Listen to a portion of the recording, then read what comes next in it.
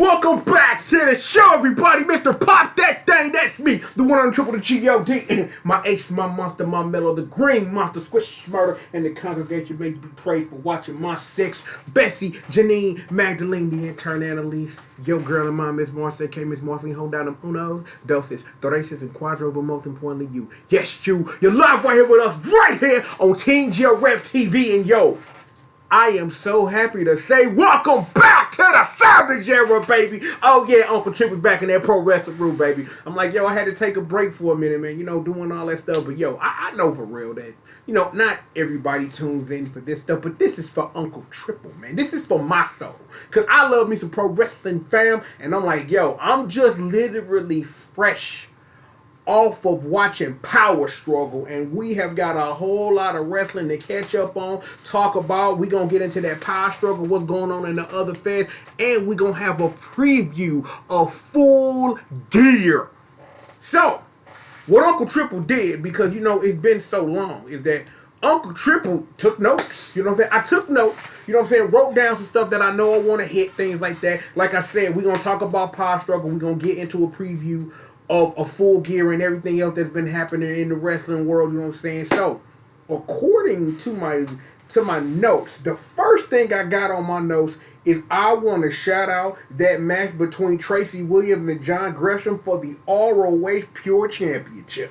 Because, see, here's the thing, Internet. I'm going to give you a secret to life. Always have you a guy or a gal that's into something real deep. They do all the hard work for you. I got a dude, he a wrestling head. All he do is consume this stuff.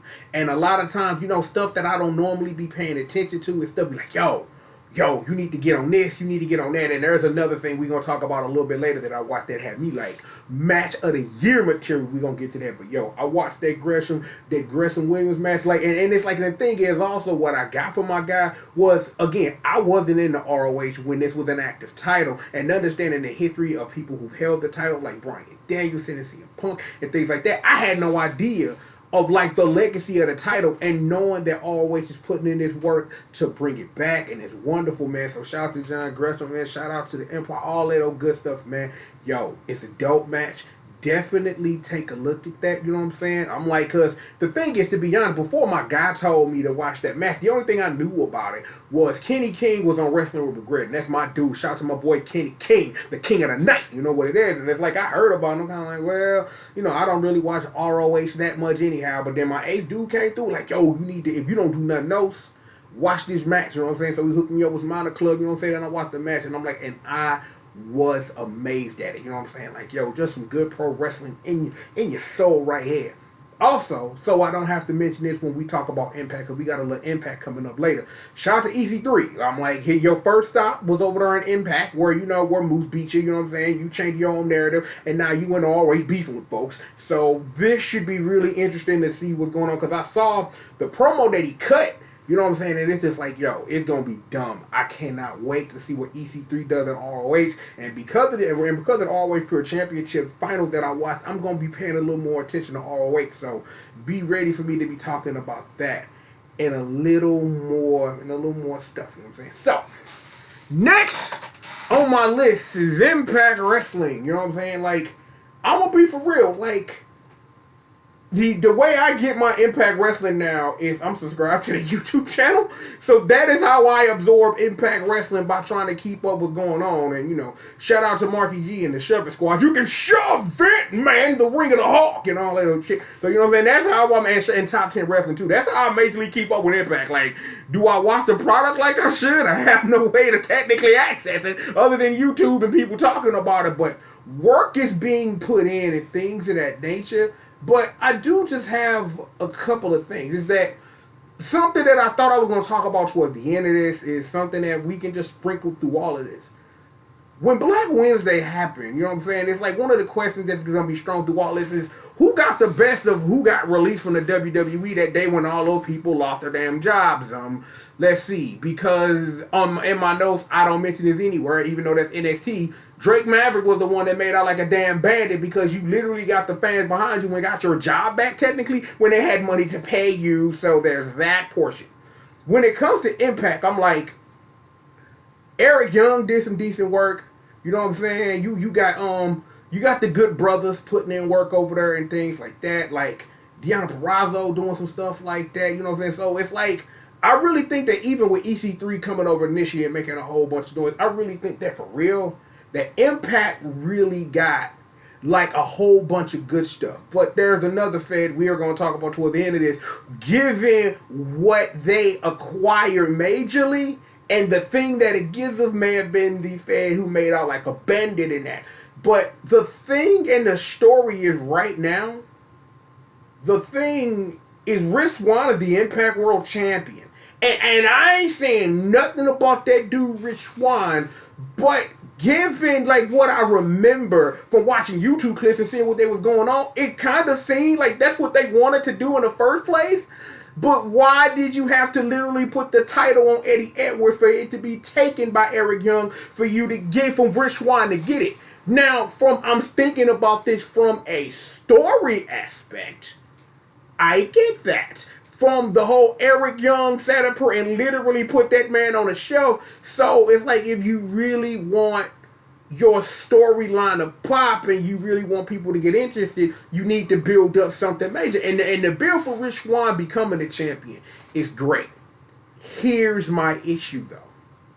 His current opposition is somebody who has literally, and I will say this, has been carrying the fucking company for years, and that man is Moose. That's my guy, Moose. That's my dude. I'm like, I miss his old theme. Are you ready to roll with me, Moose? I miss that. But he's been a great goddamn heel. That's for fucking sure. He had, like, when I tuned in to Impact, I tuned in to mainly watch him because, yo, I'm like, he put on one hell of a show. I'm just like, yo. Like, it's weird that even though he literally picked up and elevated a title, a trash can title, it's like he should be the actual champion in the first damn place. And they literally had multiple times as he was both face and a heel to put the title on him, and it was like, no. Just no. Even giving something we're literally going to talk about later with Miss Tessa Blanchard and how she was the Impact World Wrestling Champion, and I ain't even saying nothing. And I don't want it to be read that way, but again, Tessa Blanchard did a hell of a job for even all the bullshit of how she was stripped of the title and all of the bullshit of the build-up to when she won the damn thing. That was a story that was built up over a long time of almost getting there, and then she became the champion and defended it valiantly. It was booked well as a motherfucker, and I can admit that. The thing is, remember that Tessa Blanchard thing. We're literally going to come back to this later because when I should have made this episode a couple of months ago of the Savage Era, it was one of the first thoughts when someone said a certain thing about someone else, and given what the state of that company is now, I'm kind of scared. So, it is what it is with that. Let's go ahead and let's get into that New Japan, baby. Can I ask the question? Because we're going to bounce back and forth because this is just where my head is. What even is the Intercontinental title in this damn promotion? See, here's the thing that I honestly literally thought. The day I wanted to make this video we're talking about now was when Evil beat my boy Naito. And I figured the first thing Evil would do would drop the Intercontinental title and let somebody else fight over it, because what does Evil give a shit? However, I will say this, and I do not want to forget this. This Evil heel turn has been some of the best pro wrestling this fucking year because nobody saw it coming. They sat up here and gave you the breadcrumbs of, Bullet Club interference. It's an accident. No, I'm a full-blown heel, you son of a bitch. Now I'm the man. And then Naito took it right back a couple months later. Which the way it should be. And given how we finna get literally into power struggle, I got questions, but I think I can solve my own questions and give y'all some answers to get in my brain and figure out where the fuck it was. Let's see. Here, cause I got the results of Power Struggle in front of me. You know what I'm saying? So we just gonna go through it just like that. that Yano Zack Sabre Jr. in the why though. Yes, Yano is still the king of pro wrestling and you have a trophy. Congrats, my dude, but to tie a man's shoes to a pole, I am done. That's using your noodle. That's great booking. Like, I wouldn't have thought of that, but at the same time, there are wrestling matches that literally end with people having things dumped on them so they can't answer a count of 10, and this is just a weird reverse of that. So I'm like, I watched that and that ended had me laughing. I'm kind of like, Zack Sabre Jr. trying so hard to get to the ring and the problem, like a pogo stick, Doug. I was done, and I'm just sitting up here like, god damn, that was wild as a mug. In other news, Tatagi and Minoru Suzuki went in the ring again and murder fought each other. What is the past tense of fight? I don't know, but let's say it in the present. Shingo Tatagi, Minoru Suzuki went in the ring, had a murder fight. Tatagi got the championship back, which is great, but see, I could sit here for another 20 minutes and watch you two elbow each other in the face and punch the shit out of each other. I could watch this, and I'll do it again probably on a random tip because that match was dope. Just because I love me a good New Japan murder fight. That's just Uncle Triple, you feel me? Uncle Triple loved a good old-fashioned New Japan murder fight, and that's what Tatagi and Minoru Suzuki was, and I can appreciate that. Now, here's the thing when it comes to Great O'Khan and my boy, the Rainmaker. The thing is, this been in the works. I'm like, again, another heel turn I saw that I preached. I didn't see that Ospreay heel turn coming. When I think about it in retrospect, in the whole, it's a nice change of pace for his character. Like, yeah, you want to do this while the coronavirus is a thing, and I'm just like, yo, he was at Power Struggle looking dapper. Like when the last time you heard a man call another man dapper? You know what I'm saying? Like he was looking dapper in a loss for the boy Great O'Khan. You know what I'm saying? So it's literally going to be interesting because the match don't matter.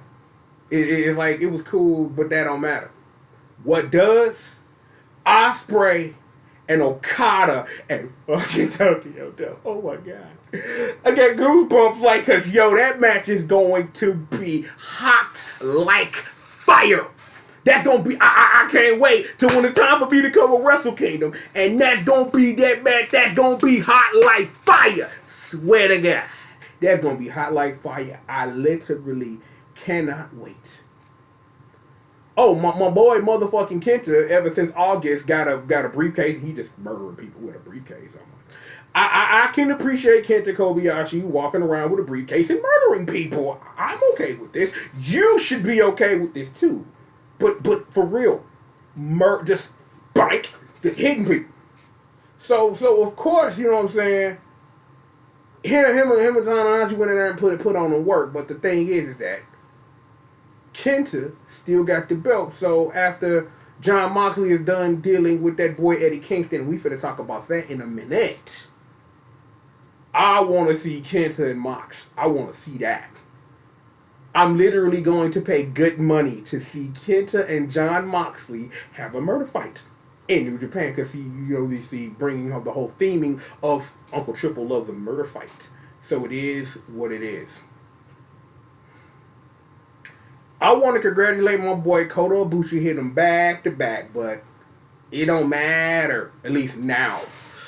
Thanks to that boy Ghetto and Switchblade Foots on the ropes, somebody's got a briefcase that didn't used to belong to them. So this is going to be interesting booking because of how our main event went, of understanding and really thinking about, and what I really appreciate about, and I'm going to say this about AEW, is the theming of coming back to things that aren't quite finished. Because on the other side of this, in a winning effort, Destino, let me get the Destino, let me get my eyes like that, Destino, you know what I'm saying? Evil couldn't get the win. Even with my hero Dick Toko and Yujiro putting in the work, I was like, yo, that pimp juice was so nice. He just sat up here, wrapped that on. Here's your head in Mac. Thank you, Yujiro. I appreciate that. That pimp juice, but when Evil won the title, though, oh my God, Dick Togo is my hero and my spirit animal. Just like, it's like literally Dick Togo, like you ain't thought about Dick Togo. Dick Togo out of fucking nowhere. And I'm just like, yes, please, more of this. Dick Togo out of fucking nowhere. Give me a shirt that say Dick Togo out of fucking nowhere. Dick out of nowhere. And I'm just sitting up here like, yeah. Sonata came in for that save after Yujiro and Dick Togo came in and put in the work. I'm like, you really thought that Switchblade was literally finna lay Evil out? He helped him and then set up her and put the work on Destino. You know what I'm saying? We don't do it like that. You know what I'm saying? But then Ibushi came out. The thing I appreciate though, that last little counter sequence into the Destino. Mwah, just one more time. Mwah, just beautiful. What was more beautiful was all your theming. Jay White cut a promo. Ibushi came out. This is not the end of this. I wonder, are they literally going to get Ibushi the briefcase back? Because Jay White made it quite clear. Day one of Wrestle Kingdom, I am not wrestling. I have a feeling you're gonna be wrestling, dog. Got a feeling, and I really think that if it's a time to make a move on Kota Ibushi, it's now. It's like Jay White stealing one gives you a little bit legitimate reason, and man, I am sweating to death. If that gives you a legitimate reason to book a program that's gonna lead to what should have been last year. Kota Ibushi came worse for wear, like, other than Okada at last Wrestle Kingdom. So, booking this theming of right now, of what was one side of Double Gold Dash, with Mr. Destino and the Switchblade, and Kota Ibushi in the mix, and the Rainmaker finna fight Will Ospreay, so, you know, whatever with that. But it's that interesting theming. My thing is, in my prediction, I've got a feeling. Kota Ibushi is going to walk out of Wrestle Kingdom 15 Night 2 as the champion. And maybe after that, maybe you'll remember, no man needs to hold two belts. Literally, this has been going on for damn near a year. Why? That is the only thing I do not like about New Japan. I ain't mad that this was this, because the thing was,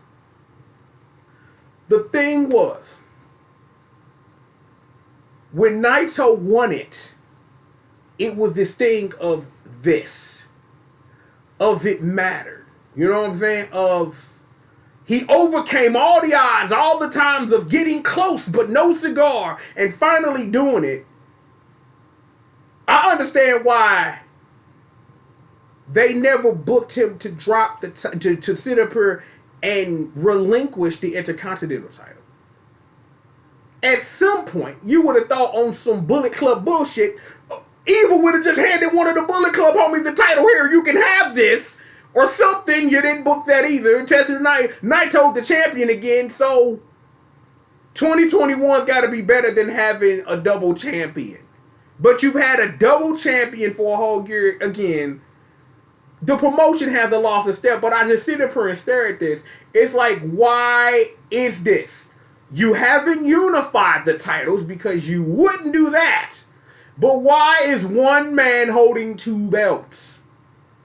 See, when it was Naito, two belts, that was okay. When Evil beat him with Dick Togo assist, it should have been, I am the world champion. What is this title? Here, Bullet Club, we winning because everybody got a title now. None of that happened. It makes no sense to me. I don't get it, and I don't think I ever will. New Japan, keep doing you. I'm going to love you, but it just is what it is with that. I don't know what else you want me to do with that or about that, but I'm just telling you that's just how Uncle Triple feels about it. You know what I'm saying? Speaking of, before we move on, after Power Struggle, we got some information. And then, because I'm trying to pull it up, I'm trying to pull it up on the Twitters. I'm trying to literally pull it up on the Twitters right now. Okay, let me see if I can pull it up. We got the brackets for Super J Cup 2020. I'm like, we got some names. I'm like, here the brackets. We got Clark Connors and Chris Bay. We got that boy ACH and TJ Perkins. We got Ray Horse and Blake Christian and ELP versus my guy, the man of the hour, back in a wrestling ring where he belonged, my boy Lio Rush. Literally, he was one of those guys when he got released, I had questions about what was his immediate future. It's like, he has been one of the most exciting wrestlers that I've watched over the past 5 years. Like, I just enjoy watching that man wrestle. And he got skills too. The man can rap. The man can do his thing. But it's just that I really thought that when he won the Cruiserweight Championship in NXT, I thought they was really finna do something with him. And that didn't really last long. And then they tried to strap a bottle rocket to Angel Garza. Then they messed up his theme. And who is Angel Garza now? I'm like, hell, what's that other boy name? I thought that Humberto Carrillo dude. I don't remember the last time we heard from that fool. 1 million. They sitting up here trying to build up Dominic. So it's kind of like, well, yes, here's an idea. Let's sit up here and build up the best wrestling prop in the history of professional wrestling. When two men are fighting over a baby. I don't get it. It is not for me to understand, and I probably need to close this program. I don't know why it's open. Oh no, what? Okay, wait a minute. Oh. I don't know what's going on here. Something is. Probably should have closed that. See, live television. I don't know how that's probably going to show up janky as hell to y'all. It's going to show up extra janky. But that's okay. You know what I'm saying? We closing it out now, so. We'll see what it look like once it's over. I didn't even think about that, and I probably should have. Let me see, hold up.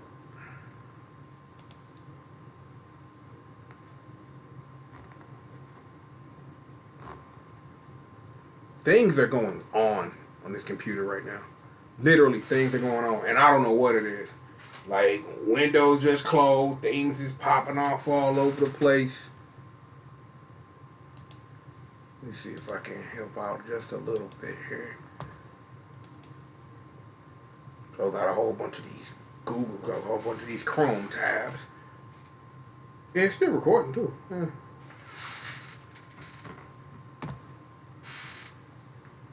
So we're waiting. Okay, it's coming back now.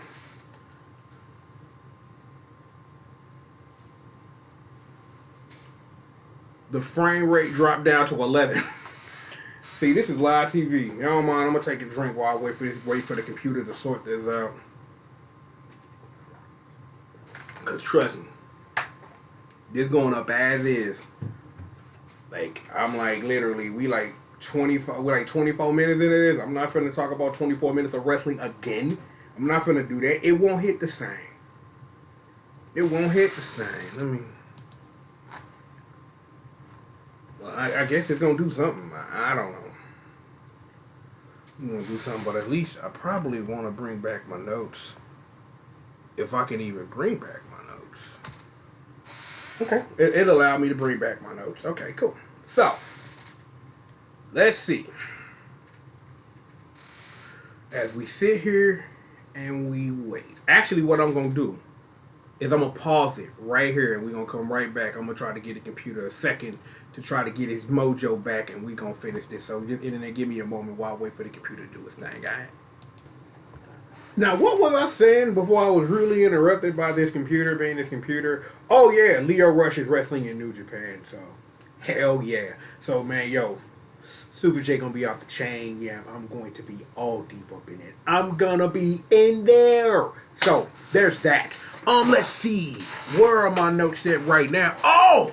We's about to talk about that NXT fresh off of Halloween Havoc, and everything but that garbage Ashley Escobar match was off the chain. The Devil's Playground match was hot. The Haunted House of Terror, I'm just kind of like, that was the match that kind of came out of nowhere for me. Because it's one thing when you have a match with Johnny Wrestling and it's Johnny Wrestling. He gonna do what he do. But when you have a match between Cameron Grimes and Dexter Lumis, you kind of have like, well, you know they can do some work, but you're kind of questioning what things are. So it's kind of that. But the match came out and surprised the hell out of me, man. So shout out to that. Real talk. Tables, ladders, and scares. Oh my Christ. Io Shirai still doing the damn thing, sitting up here knocking down all challenges. I'm literally wondering when Rhea Ripley's going to get the title back. That's just my personal thing, because we're literally going to talk about how Rhea Ripley lost the title in the first place, didn't get an opportunity to get it back, and how this is possibly going to lead to something that's all going to make us do this. So remind me to talk about that. Shout out to Pat McAfee and booking, ladies and gentlemen, because you couldn't have told me that this Adam Cole shit on that man's show would have set off the destruction of the Undisputed Era. You couldn't have told me this. I wouldn't have believed you, but oh my God, booking is great when it's wonderful. And this booking between him building up his own faction against what you know is going to be hot at War Games, against the Undisputed Era loser leaves town match or something like that, going to be very interesting. Be sure to take care of that. Really quickly before I get into the thing I want to talk about, I am so happy for my girl Ember Moon. I'm glad she's finally free from the main roster, so I don't know, she can actually fucking wrestle. But I'm like, let's be for real. I saw more Ember Moon on Up Up Down Down than I saw on WWE programming. Why? I will say no more. Am I supposed to talk about? Nah, this ain't the time for that, but we will literally lean into that a little bit, because, we got to. I will say this. If you see this part of the video and make it this far, this is what I want you to do. As soon as I tell you what to do, I want you to do exactly what I tell you to do, ladies and gentlemen. Your job, if you haven't, is go watch Walter Ilya Dragunov now. Go watch that bitch now. My guy told me watch that. Holy shit! Like I'm sitting up here like, yo, okay, like I need more New Japan murder fights. It's happening in NXT UK. Walter Ilya Dragunov got in that ring and murdered each other. That's what you want, and you want it for the biggest prize of that thing that you want to call it. I don't know, promotion, organization. I don't know. The ring is sacred, bitch. Walter and Ilya Dragunov left it on the ring match. It was off the motherfucking chain. I'm just like, when I sit up here and think that a random WWE product can't deliver the goods, this come. We're going to talk about more of WWE actually delivering goods, and I'm going to use this as a transition to talk about the state of World Wrestling Entertainment. Vince, what the fuck wrong with you, bro? Like, I get it. The whole I own you, hook, line, sinker, and soul. I'm like, yo, here's something that I just randomly thought in my head that I remember. One of the things Vince did for The Rock was let him use his name outside the W, and literally gave him his name. You know who name he's still on? Apple doo-doo-doo-doo-doo. Basic Thug and He's still, John Cena's name is owned by Vincent Kennedy McMahon. Why? I don't know, but fuck everything you stand for, bitch. Live as a motherfucker. Why? We can't have Twitches, we can't have cameos, and Paige was right. Literally, that woman sat up here and broke down in tears, but she wasn't lying. She literally risked her life for this company, telling her, I can't do what I want on my own time. Like, I kind of get it, Vince, because I'm going to sit up here and straighten this out a bit. Because let's just sit up here and let's just set this and let's be for real for a second. You not sitting up here looking for Joe Leakey, bro. Or however you pronounce that man's name. Because we going to talk about that boy Roman, the tribal chief, in a minute. I'm just using him as an example. But you will get a cameo from that knuckle Roman Reigns, though. Vince's point. I really think that, you know, I'm like, I don't know if up, up, down, down set this weird-ass standard of what Vince and the crew are allowing or whatever for them to do. But if I want to play a video game and stream it with people who want to watch me, why does it matter if you getting a cut, though? I understand it again. That if I wasn't so-and-so, you wouldn't give a shit. Like, again, how many literal people are going to make it this far into this video about the one and the only triple G.O.D. talking about wrestling? I see my damn numbers. You want to know some numbers? I'll give you some numbers. Only 4% of the people are subscribed to me actually watch the content I put out. The rest of the people are just watching trailers from 50 million years ago. So again, I'm just giving you a little inside baseball what's going on with your boy Uncle Triple. But I'm just telling you what it is. You are not going to go see random name here. You know what I'm saying? I will say this. Shout out to Natty and her sister and their Cleveland Jesus. Christ! I literally, every video on the Night Heart channel is titties up, and I'm just like, I'm in there, and I'm just like, yeah, I don't care what y'all doing, but I can stack them titties, so I'm there, I'm with you. So it is what it is with that, and I'm like, I really think it's a whole thing, and I really hope that they can work it out, because again, some of the best stuff I literally watched is Grand Pooh Bear literally playing with Cesaro and Adam Cole, baby, and that boy Xavier Woods and all that, and having fun. Like, I enjoy, you know what I'm saying? Even though we finna creep into AEW and talk about that boy Miro, not Ru, because it used to be Miro, Rusev. No, it's Miro now, and you know, let's just sit up here and let's just get this out the way.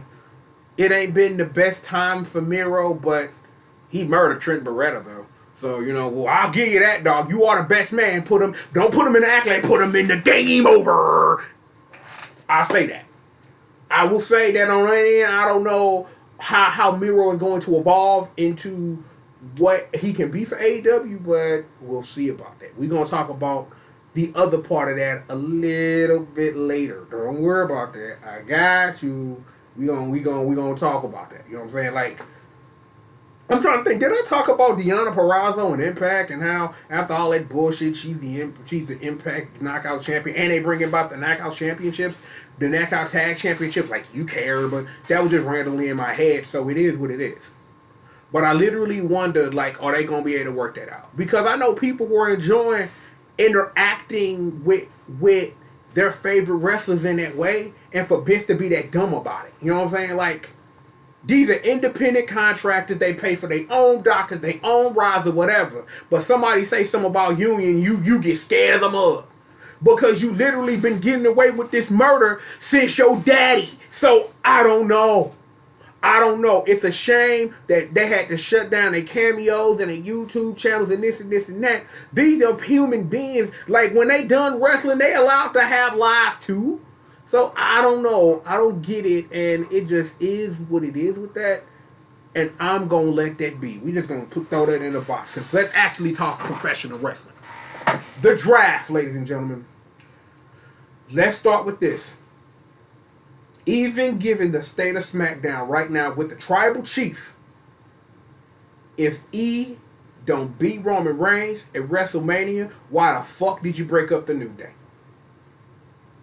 That's all I gotta say about that. That is all I am going to say about that, because that's all that needs to be said.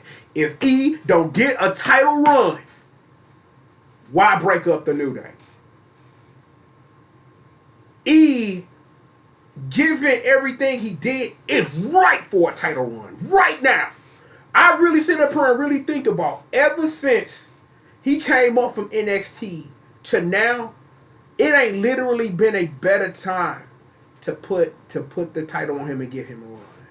He's damn sure earned it as far as I am concerned. As someone who appreciate what Biggie has done as a wrestler, as being a part of the WWE machine and everything like that, of Booty-O's then made more money than more money.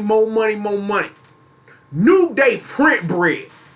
Give that boy E a title run, please. That's all I need. I'm like, I could pull up the draft and all this shit. I don't even want to do that.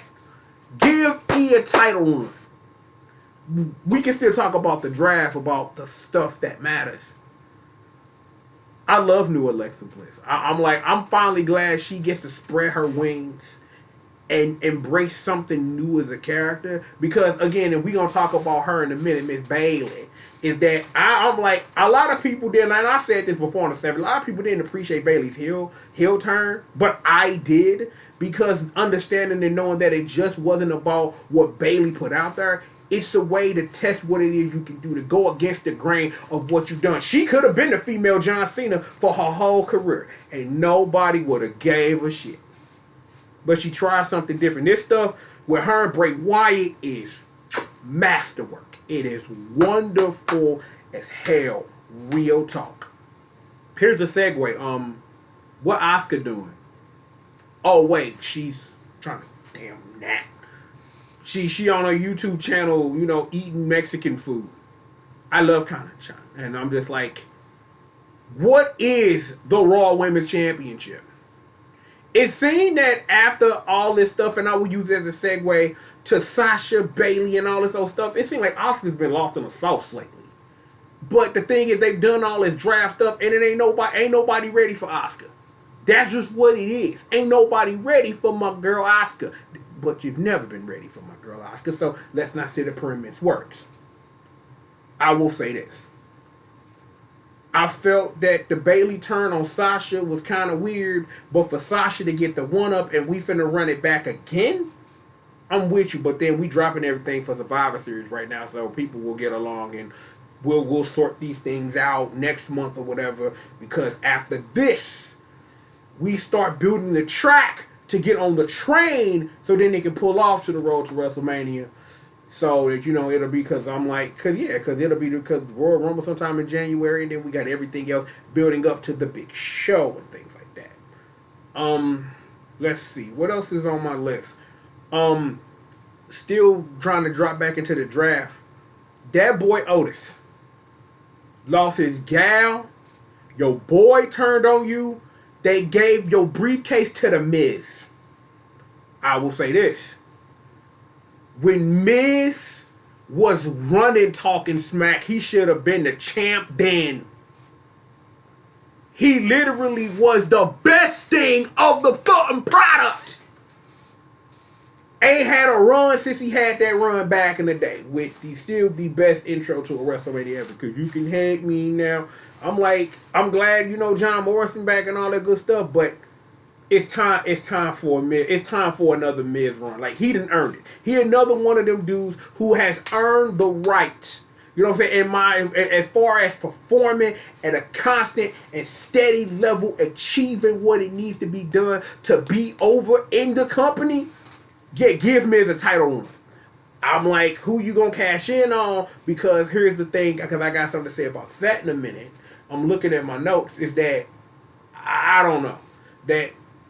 Okay, so yeah, you know what? We can perfectly make this segue, right? On the Raw side, Randy. No, actually, yeah, you know what? We'll start with Randy because I want to get to this first, and then we'll talk about Tribal Chief. We'll talk about the chieftain, right? Randy beat Drew, and I was literally like, ball for gate, like, huh? Like, cause I didn't see that coming. I literally did not see Randy beating Drew in that way. I didn't see it coming, but then it's just one of those things when you really think about the build. Yeah. Here's the problem. If I would have made this video a couple of months ago, I should say, to get to this point now of understanding this. Remember we talked about Rhea Ripley and that woman I didn't want to mention? I kind of got to mention you now, Charlotte, darling, because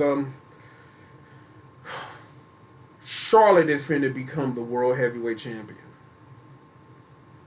Not the Raw or SmackDown Women's Champion.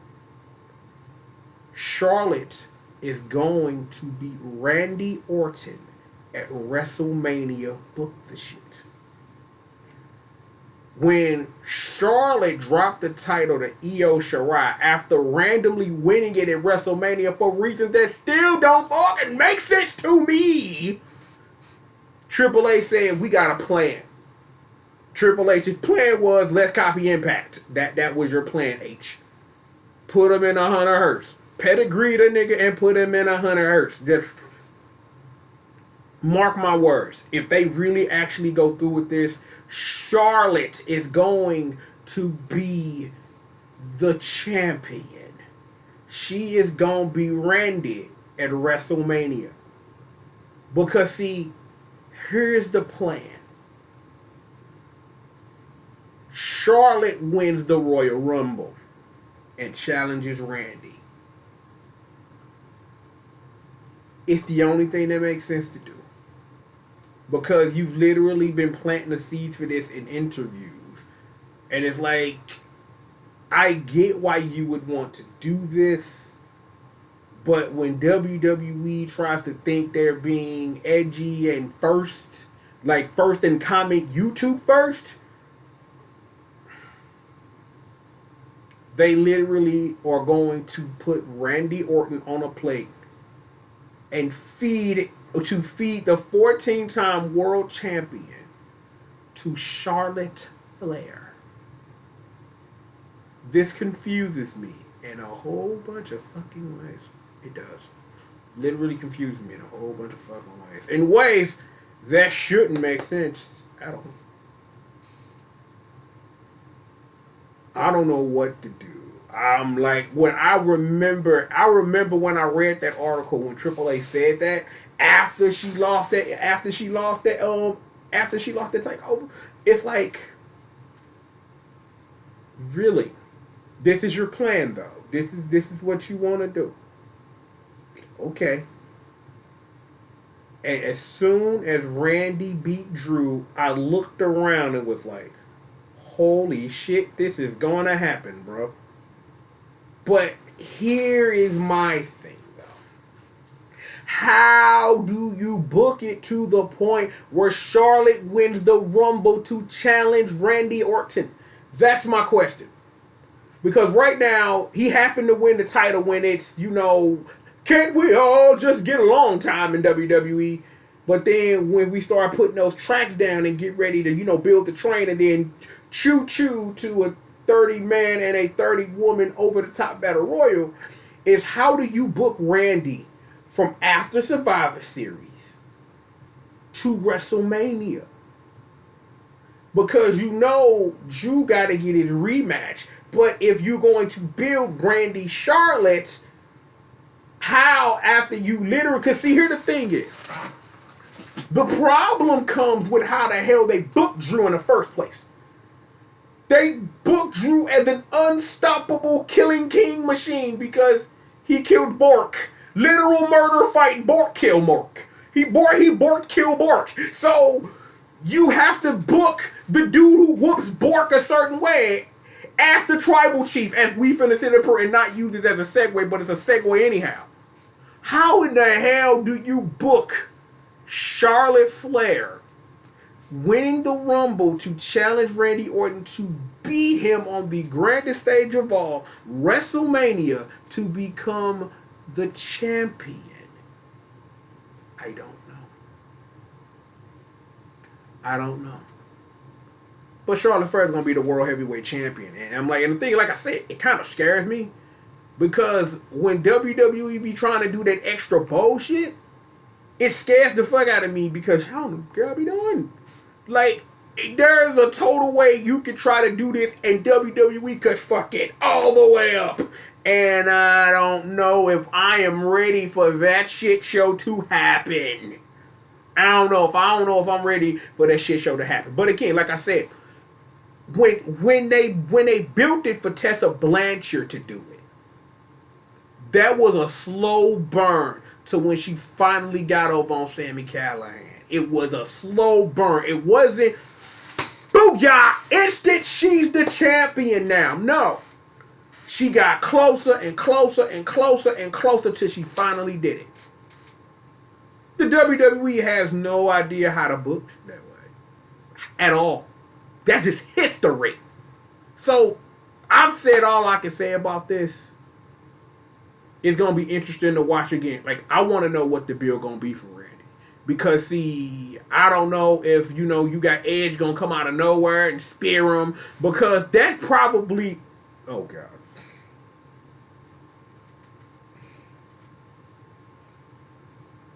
That's how Charlotte beats Randy.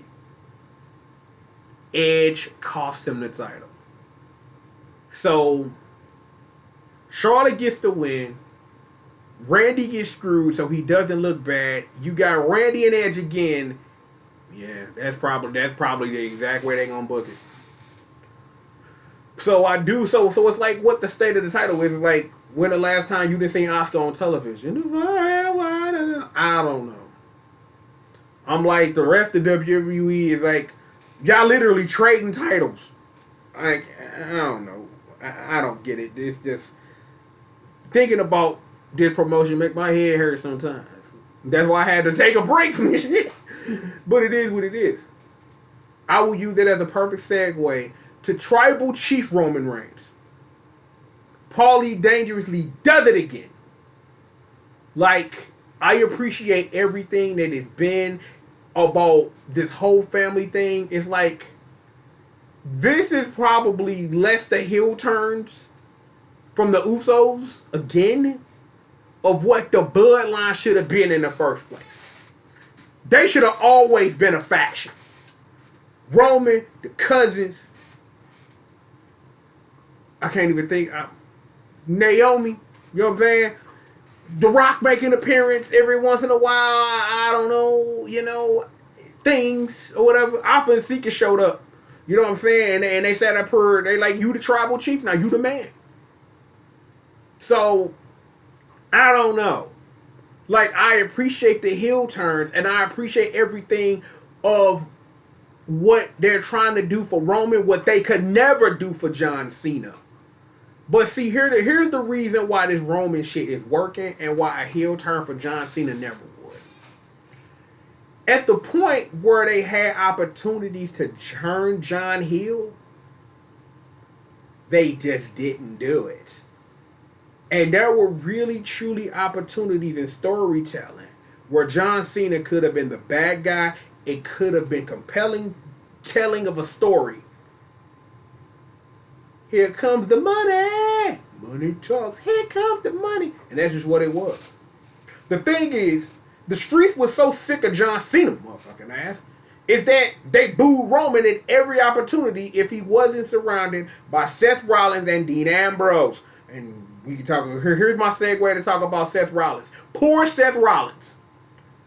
You gonna be feuding with Rey Mysterio, the most important prop in wrestling history. That dude's daughter and his wife for the rest of your career while Murphy making out with this woman. And this kind of like, womp, womp. But anyway.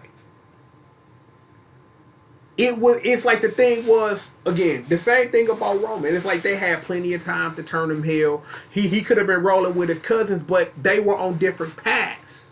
You know what I'm saying? Because I said this to some people when we talked about Jay getting these title shots. If he wouldn't have got injured, this would have been him. But I'm kind of glad that I sat up here and said this earlier, and I'll say it again. That I'm glad it kind of happened that way in the end, because I see E winning the title on the grandest stage. That's how you do it. You sit up here and build these next couple of months and build Roman as the most credible heel you can. Get him a whole clique, a gang to surround himself with, and then you build up E as the ultimate face. E got the charisma to pull it off. No BS there. I want to see this happen. I'm like, the thing is, just like I said about Randy, Roman can't ride Jey Uso forever, so you really got to, in the meantime, really build up somebody credible to go against them. And I'm thinking about the SmackDown roster. coming up a little empty because of everything else that's in the disarray of limbo that is Raw and SmackDown every week. So I don't know. So it'll be interesting to really see, like, again, like, so after Survivor Series, as right now, Survivor Series is we're backstage building the train and the tracks so we can set up for our road to WrestleMania. You know what I'm saying? So after, like I said, after Survivor Series is what's going to be the interesting TV to watch, because they gonna start sowing the seeds early for what they want to do with Mania. So it's gonna be interesting to see that. Like I said, like, this Tribal Chief stuff is off the chain. I love it. I really love, especially with the way they telling the story. And if you know your history about Paul Heyman and the Samoans and all that other shit, and knowing Roman's lineage, dog, that's what makes this work. And that's what's gonna make them a credible heel faction. The whole family need to be in it. Well, except Lady Alvarez, you know, because she in AEW now, but we'll deal with that. You know what I'm saying? So, you know, get Snook, get Soup, get Tamina in there, get all the Samoans, get them all in there. So, some Samoan submission squad or something, man. Some Samoan shotgun machine. I don't know, make up some shit. I don't know. But this has been interesting wrestling, and I really never thought I would be saying, like, in a 2020 sense, that Roman Reigns would be giving us competent storytelling and be part of a competent story where he isn't someone as, you know, suffering succotash. When he came back, I whoop ass and I leave, bitch. Fuck you. And I loved every minute of it, and it has been compelling to watch for sure. So, now for our main event is we've got Full Gear in a couple of hours. All of this build has been wonderful, but we are going to go through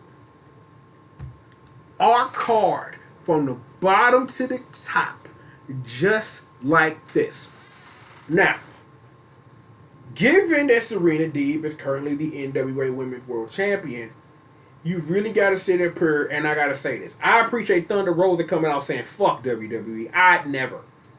You know what I'm saying? So it's like, literally, Serena Deeb has been defending the championship on TV, and it's like, the Allison K girl is sitting up her making a name for herself major. I appreciate that, straight up. So, you know what I'm saying? It'll be interesting to see that on your pre-show, you know what I'm saying, as we're building up to Full Gear. Now, before 3 days ago, your match on the pre-show was Freshly Squeezed Orange Cassidy versus John Silver, and I was kind of like, what? Literally, Orange Cassidy has been lifted into the stratosphere thanks to Le Champion, and we're going to talk about him and that boy MJF in a minute. And understanding of, we go from you wrestling Le Champion to you on the pre-show. No. I get it and I understand it, but Freshly Squeezed been putting in work. That's all I gotta say about my boy Freshly Squeezed Orange Cassidy. Like I told you, when he showed out a couple of months ago, he running with that momentum, and he's still showing out, and I love it. And I'm just glad my boy Orange Cassidy wrestling. You know what I'm saying? So it is what it is. Here's my thing about Jericho and MJF. Knowing the prehistory of the Inner Circle, because Jericho, I think he was on Chris Van Lee or whatever. Yeah, he was on Chris Van Lee when he said this, that he originally wanted MJF in the Inner Circle, but he was in that program with Cody. You know what I'm saying? And, you know, we'll talk about Cody in a minute and things of that nature. I really think, let me sit up as I say this, is MJF don't need the Inner Circle. The Inner Circle could use an MJF, and that's kind of where we are when you really think about career trajectory. When we talk about MJF, that boy is the future of this business. Him, another dude we gonna talk about, another person we gonna talk about, and somebody we unfortunately won't get a chance to talk about, maybe dependent, is that girl Dr. Britt Baker. You know what I'm saying? So it's like giving MJF, the sky's the limit for him. Like, God willing, that I'm around the next 10, 15 years from now, we gonna be talking about that boy MJF with some fervor. Like, that boy is that dude. That's how we gonna be talking about him. So again, like I say, I appreciate the whole build to this. We had a town hall, all this stuff. I'm like, the dancing number was off the chain, all this stuff. I really think that, again, like I say, MJF don't need to be the inner circle, but the inner circle could use MJF. So you gotta really wonder what that means. I would like to see MJF win this one though. That's just my pick. I want to see MJF because having them heal up all day, man, that'll be dope. And then you really got something that you can really do, like, but I don't really think they nobody trying to lead an inner circle or anything like that. So I don't know if those are the type of angles you book. But the build to this has been wonderful. Like dinner debonair, like, come on, just work. I can't even be mad at it. But again, and I will say it again, just to repeat myself, and I'm gonna repeat myself because I'm gonna repeat myself. See what I did there? MJF don't need the inner circle, but the inner circle could use MJF. Let's see how they sit up and how they run with this. I'm like, hell, regardless win or lose, just let them in the inner circle. Just let him in the inner circle and just let him do his thing with Warlow. You know what I'm saying? Like, it'll be interesting to literally see that. For our next match, I just want to just put this on the screen. Yeah, that's just, yeah. Excuse me! Cause see, just, Vicky Guerrero been fine for decades, and Nyla Rose, oh yes! Smother me with all that thing. Anyway, you just, you know, I found this, and I wanted this used to use it in a video, and I am, okay? Not gonna use it as the, you know, the thumbnail. YouTube will get mad about that, but look at all that thickness of Nyla Rose. Look at Vicky Guerrero, cougar round, just like, damn. Just damn.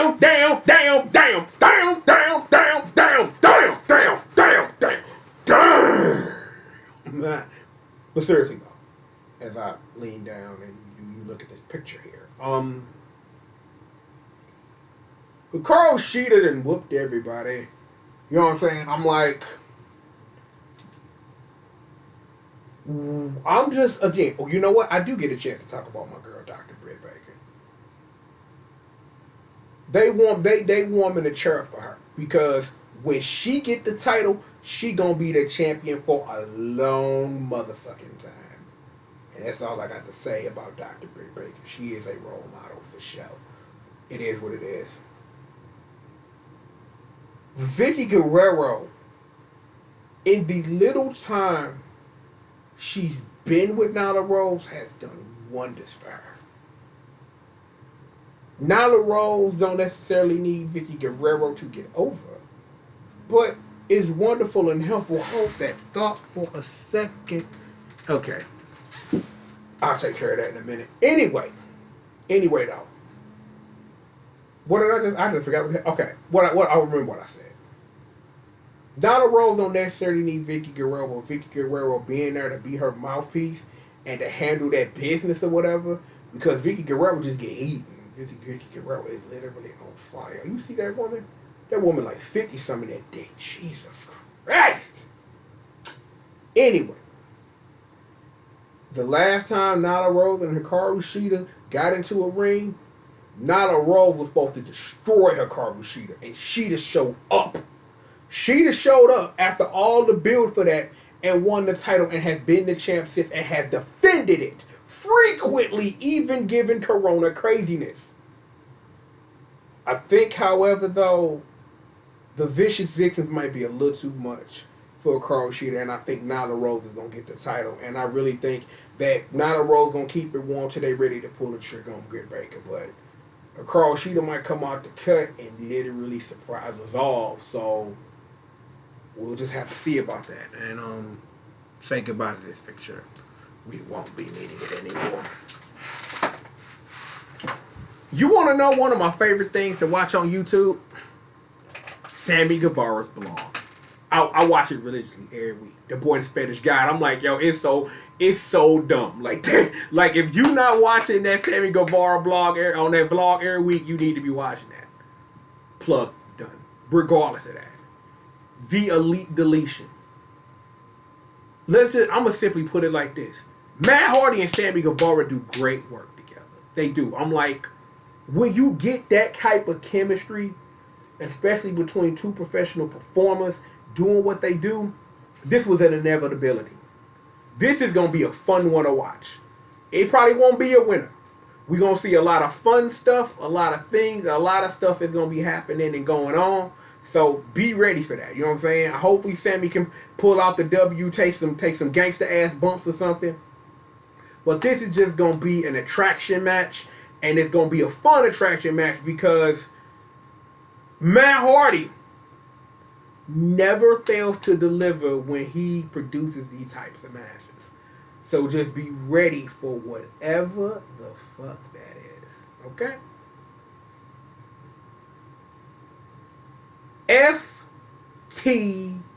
FTR. Ever since they got released, they showed up on the scene. They been them dudes. But here's the problem. They was them dudes in a company that wasn't properly booking them and using them while the Young Bucks was all over the world being the best tag team in the motherfucking business. Now, the dream match, as fans we all wanted, is going down, and I love, but I got a problem with the build for this. See, I love, and again, and I say this about New Japan, I love theming and storytelling in my wrestling.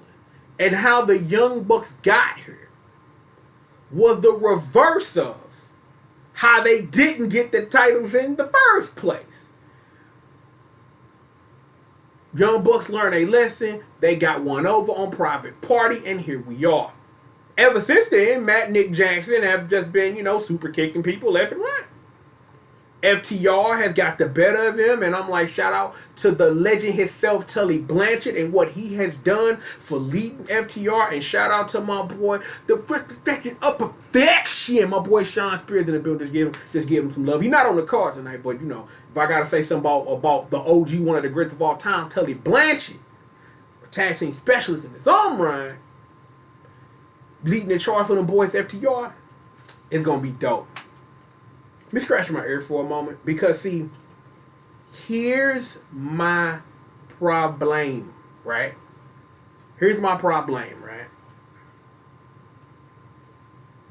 What was my problem?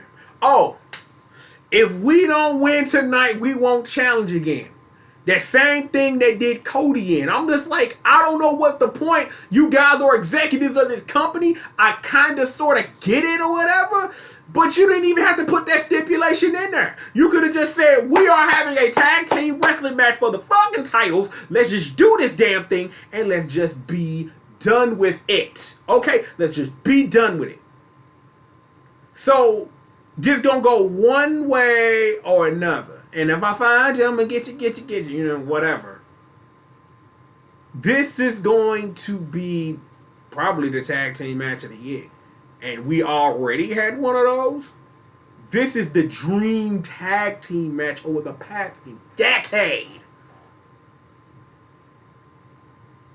I don't remember the last time the Young Bucks in a major match have failed to deliver the goods.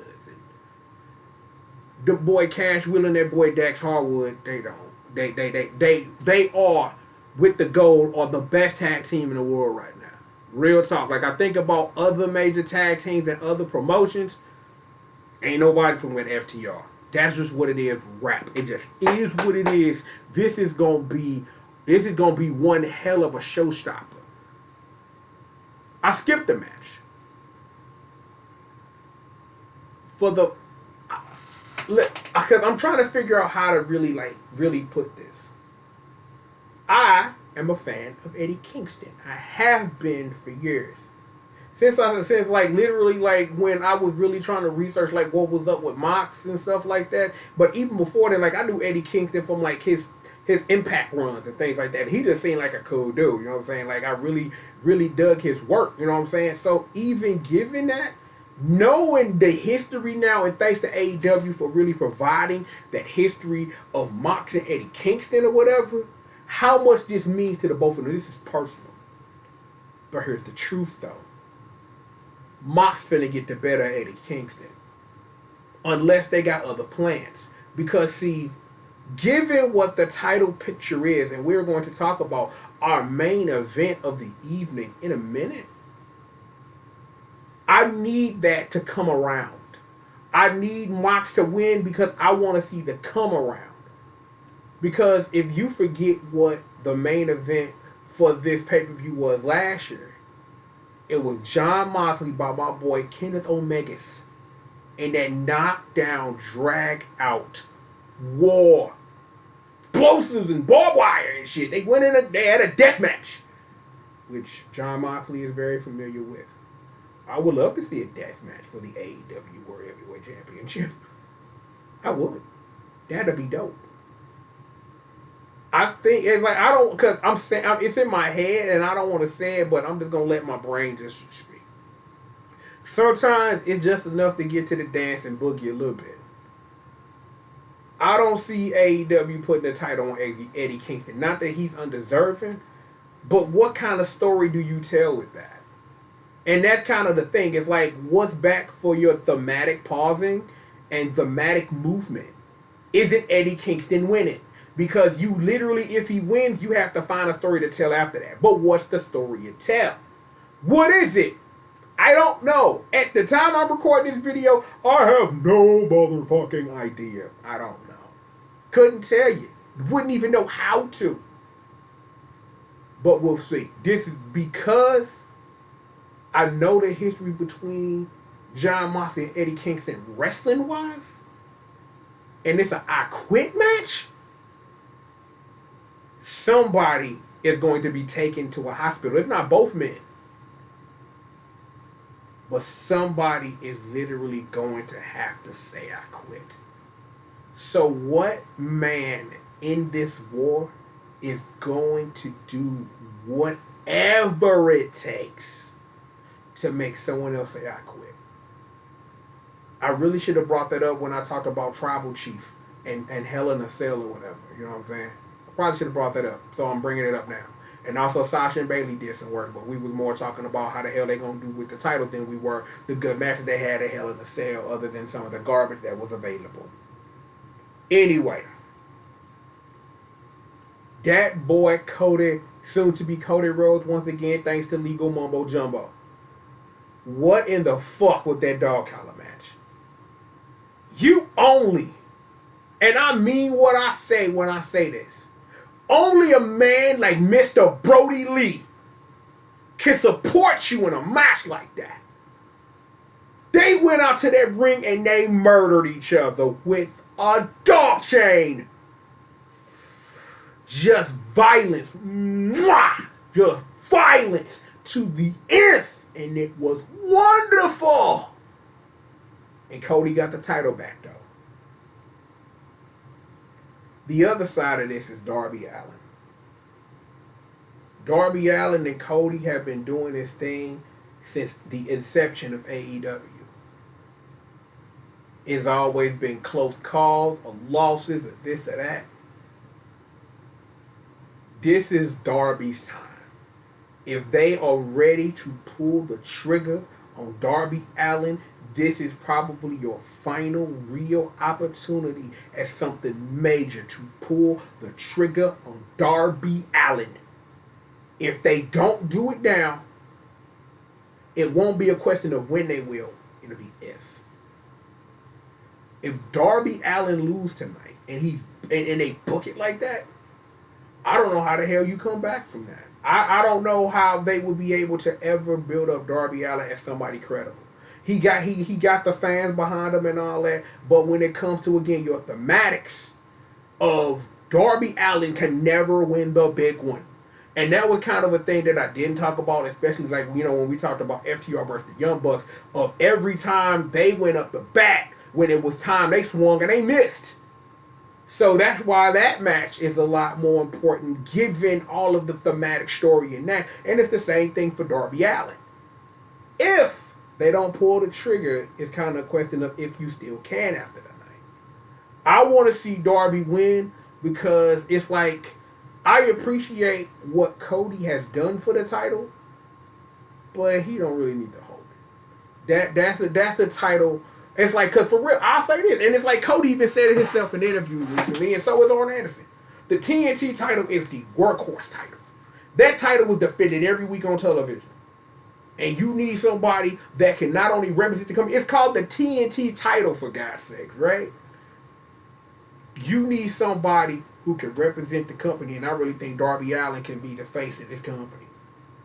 He is someone who has come out of nowhere, I done had no idea about before AEW, and has been one of my favorite guys to watch.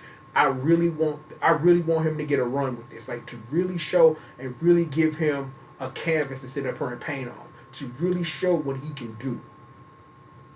But again, like I say, if they don't pull the trigger on it now, it's not a matter of when, it'll be if they still can or if they even want to after this.